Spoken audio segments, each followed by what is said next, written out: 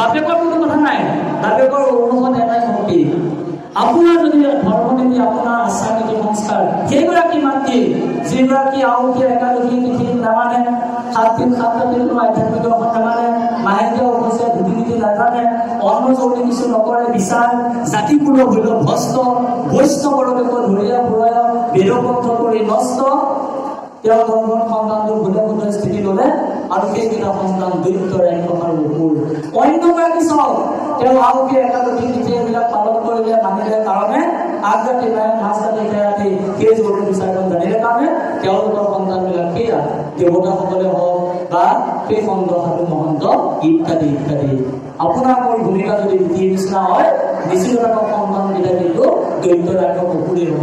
আপোনাৰ মোৰ স্বভাৱবিলাক যদি অদিতিৰ নিচিনা হয়, নিশ্চিতভাৱে সন্তানবিলাক কিন্তু সন্ত সাধু মহন্ত লগতে দেৱতা হ'ব। আপুনি আমি নিজেই অনুভৱ কৰিব পাৰিম। সেয়া আপোনাৰ মোৰ কাৰণে বিজ্ঞানসন্মত দৃষ্টিভংগী। ভাগৱত পঢ়িছোঁ, পাঠ হৈছে, বাক্য হৈছে, আহিল কণা, গুল কণা, খাগৰি কাটিলে 3 কণা। আমিনো কৰিব লাগে কি, কৰিছোঁ কি? পুথি পঢ়া মতে যদি কামটো নকৰা, পুথি পঢ়ি কিনো লাভ ভাবিছোঁ আহিলা? সংসাৰখন বৰ জটিল। সংসাৰখন পাতিছোঁ, পত্নী পুত্ৰ ল'ৰা তিনিটা, আজি কোটি টকা সম্পত্তি আছে, মনত কিন্তু কিবা এটা দুখ আছে, লাখ টকা সম্পত্তি আছে, চাকৰি আছে, ঘৰ উপাৰ্জনৰ টাইলছ লগা, কিবা এটা দুখ আছে। কেলে দুখ আছে জানেনে? সেই দুখৰ গুৰিটো যদি বিচাৰি চাই, তেতিয়া দেখিব অকণমান নৈতিকতাৰ অভাৱ, অকণমান সদাচাৰৰ অভাৱ, অকণমান খাদ্য বিচাৰৰ অভাৱ, অকণমান যৌন বিচাৰৰ অভাৱ, অকণমান ধৰ্মীয় বিচাৰৰ অভাৱ। সেই অভাৱখন যেতিয়াই আপুনি মই পূৰ্ণ কৰিব পাৰিম, সেইদিনাখনি আপোনাৰ মোৰ ঘৰখন একেবাৰে স্বৰ্গ নিচিনা নহ'লেও, বৈকুণ্ঠৰ নিচিনা নহ'লেও অকণমান ভূগোলীয় পৰিৱেশ এটা হ'ব। আৰু যদি ভূগোলীয় পৰিৱেশ থাকিব, মই ভকতৰ কোনো পাছে পাছে যিবোৰে থাকে মই গুৰুত্ব প্ৰকাৰে ভকতে সেই মূৰাই দি জানিবা নিশ্চয় ভকত জনৰ জানা আমি সেইটাই। ভগৱন্ত দুখীয়া, ভগৱন্ত একদম ঘূৰা মাহত ক'বলৈ গ'লে নুঘূৰা। আপুনি মই যেনেধৰণে কিবা কিবি খাই চলাত আছে, ভগৱন্ত একেই। কিবা কি জানেনে? গুৰুজন নামৰে দুখীয়া, ঘৰে ঘৰে দিয়া নাম জাচিয়া জাচিয়া। নগেনৰ খগেন, নগেনে মোক মাতি থাকে খাওঁতে শুওঁতে, মোৰ কথা চিন্তা কৰে মই নগেনৰ ঘৰলৈ যাওঁ। মই বিপদে আপদে নগেনক সহায় কৰোঁ, মাইকী মানুহক নুবুজাকৈ নগেনক সহায় কৰোঁ। খগেনে মোক দেখিবই নোৱাৰে, খগেনে মোক নেমাতেই, ময়ো খগেনলৈ নাচাওঁ। বিপদত পৰিলে খগেনক মই বিপদতে পেলাওঁ।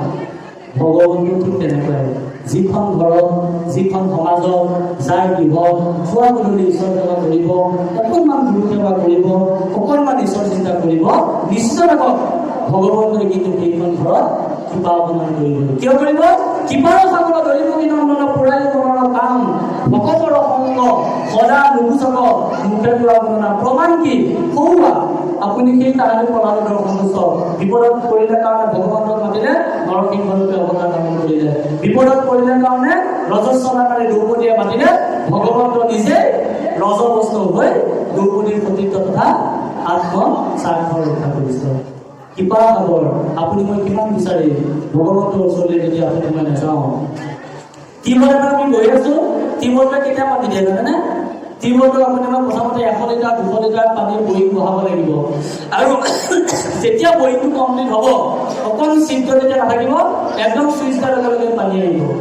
ভগৱন্ত ঠিক তেনেধৰণে ভগৱন্তক ভক্তি কৰিবৰ কাৰণে, ভগৱন্তৰ কৃপা লাভ কৰিবৰ কাৰণে এই টিউবৱেলৰ নিচিনা হ'ব লাগিব।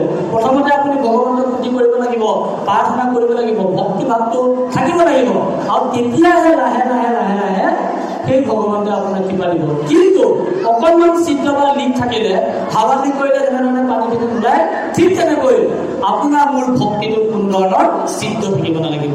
আপোনাৰ মোৰ ভক্তিটোত কোনো ধৰণৰ মায়া, কোনো ধৰণৰ আসক্তি বা কোনো ধৰণৰ গুণ থাকিব নালাগিব। সেই যশোদাৰ মানে ভক্তিত এই দুবিধ মানে মায়া জড়িত হৈ আছিলে কাৰণে তেওঁ মানে দুৱাখন লৈছে, তেওঁ কি কৰিব নাছিলে, দুৱাখন লৈছে দুবিধ ছুটি হৈছিলে।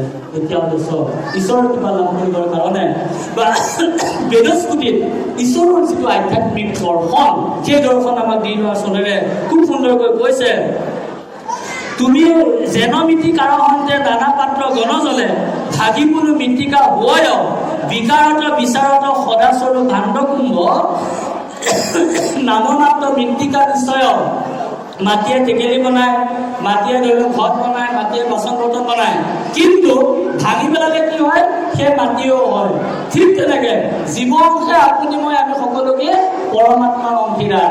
জীৱ অংশী আপুনি মই আমি সকলো জীৱ আত্মা পৰমাত্মা দুয়ো ককাই ভাই, ইহঁত দুয়োৰ মাজত কোনো চিনা চিনি নাই। আপুনি সাগৰৰ পৰা নালাগে পুখুৰীৰ পৰা পানী লৈ আহক, সেই পানীটোপা লৈ অহাৰ পিছত আকৌ যেতিয়া পানীটোপা যেতিয়া দি দিব, যেনেকৈ পানীটোপা বিলীন হৈ যায় এই পৰমাত্মা ৰূপে জীৱ আত্মা ৰূপে, তেনেকৈ জীৱবিলাকে পৰমাত্মাত কি হৈ যায়, বিলীন হৈ যায়। সেইকাৰণে মনুষ্য জীৱনৰ পৰাই ঘূৰি নুবুজিলা, অৱশ্যে হৈ বাহা ভাই কিন তৰু শিলা। আৰু বেদৰ স্তুতিৰ জৰিয়তে বেদসমূহে কৃষ্ণৰ তথা ভগৱন্ত ঈশ্বৰ পুৰুষক স্তুতি কৰি পেলাই কৈছে, ভূচৰ পানীয়ে যেন গতি কৰে জাদা মন, পৃথিৱীক নচাৰে চৰণ, সেই মতে আমি বেদ কহু যদি কৰি বেদ, তবু ব্ৰহ্মা ৰেখে নিৰূপণ, তবু ব্ৰহ্ম ৰেখে নিৰূপণ।